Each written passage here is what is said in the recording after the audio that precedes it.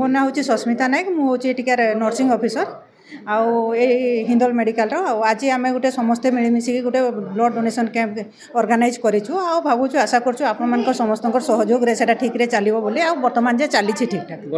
ଏଠାର ଅଧୀକ୍ଷକ ହିନ୍ଦୋଳ ଚିକିତ୍ସାଳୟର ଆଉ ଆମର ଏଠି ବହୁତ ଦିନର ଗୋଟେ ଆମର ଗୋଟେ ଇଚ୍ଛା ଥିଲା ଗୋଟେ ବ୍ଲଡ଼ ଡୋନେସନ୍ କ୍ୟାମ୍ପ କରିବା ଲାଗି। ଆମେ ହିନ୍ଦୋଳ ଜନସାଧାରଣ ଏବଂ ହିନ୍ଦୋଳ ପ୍ରଶାସନ ସମସ୍ତଙ୍କଠାରୁ ଆମେ ସହଯୋଗ ପାଇଛୁ। ଆଉ ବର୍ତ୍ତମାନ ବ୍ଲଡ଼ ଡୋନେସନ୍ କ୍ୟାମ୍ପଟି ଠିକ୍ ହିସାବରେ ଚାଲିଛି ଏବଂ ୟା ଭିତରେ 30-40 ଜଣ ଦେଇସାରିଲେଣି ଡୋନେସନ୍, ଆହୁରି ବି ବହୁତ ଜଣ ଅଛନ୍ତି। ଆଉ ଆମେ ଆଶା କରୁଛୁ ଏଇଟା ଗୋଟେ ସଫଳ ଏବଂ ଗୋଟେ ଏହି ପୁଣ୍ୟ କାମରେ ଯେହେତୁ ଆମକୁ ସମସ୍ତେ ସହଯୋଗ କରିଛନ୍ତି ଆମେ ସମସ୍ତଙ୍କୁ ଧନ୍ୟବାଦ ବି ଦେଉଛୁ।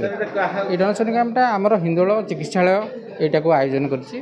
ଏ ଜିଲ୍ଲାର ବ୍ଲଡ଼ ବ୍ୟାଙ୍କ ସହିତ ଯୋଗାଯୋଗ କରିକି କ୍ୟାମ୍ପଟି କରିଛି। ଆଞ୍ଚଳିକ ସ୍ତରରେ ଏହି ରକ୍ତଦାନ କାର୍ଯ୍ୟକ୍ରମ ପାଇଁ ଆପଣଙ୍କୁ କେଉଁମାନେ ସହଯୋଗ କରିଛନ୍ତି? ସହଯୋଗ ତ ସମସ୍ତେ କରିଛନ୍ତି, କାରଣ ବର୍ତ୍ତମାନ ଆମେ ଦେଖନ୍ତୁ କେତେ ବିଭିନ୍ନ ଆଡ଼ୁ ବିଭିନ୍ନ ଲୋକମାନେ ସବୁ ଆସିକି ବର୍ତ୍ତମାନ ରକ୍ତଦାନ କରୁଛନ୍ତି। ଆମେ ବି ତାଙ୍କୁ ଚିହ୍ନିନୁ ଜାଣିନୁ, ସେମାନେ ସ୍ୱତଃପ୍ରବୃତ୍ତ ଭାବରେ ବି ଆସିକି ରକ୍ତଦାନ କରୁଛନ୍ତି। ତ ଏଇଟା ତ ତାଙ୍କ ସହଯୋଗକୁ ତ ଆମେ ତ ନିଶ୍ଚିନ୍ତ ଭାବରେ ଆମେ ସାଦରରେ ସମ୍ମାନରେ ନିଶ୍ଚିନ୍ତ ଭାବରେ ଗ୍ରହଣ କରୁ। ଆମ ଜିଲ୍ଲାରେ ରକ୍ତଭଣ୍ଡାର ହେଉଛି ଗୋଟିଏ, ବ୍ଲଡ଼ ବ୍ୟାଙ୍କ ସେଇଟା ହେଉଛି ଢେଙ୍କାନାଳରେ। ବାକି ଦୁଇଟା ଅଛି blood storage unit.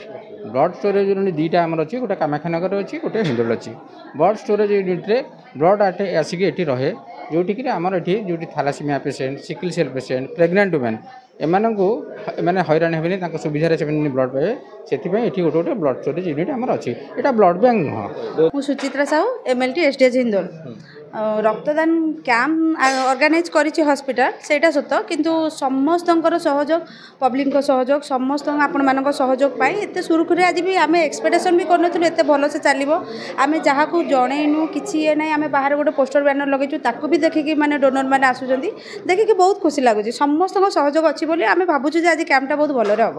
Rakesh Kumar Behera, ମୁଁ ଓଡ଼ିଶା ବ୍ଲଡ଼ ସେଣ୍ଟରର ଲାବୋରେଟୋରୀ ଟେକ୍ନିସିଆନ୍। ଆଉ ଏଠି ବହୁତ ଭଲ ଭାବରେ କ୍ୟାମ୍ପ ହେଉଛି। ଆଉ ଡୋନର ମାନେ ବି ଦିଦି, ଆମର ସିନିୟର ଦିଦି ଅଛନ୍ତି SDH ହିନ୍ଦୋଳରେ, ତାଙ୍କର ପରାମର୍ଶରେ ଆମେ ଏହି କ୍ୟାମ୍ପଟି ଆୟୋଜନ କରୁଛୁ।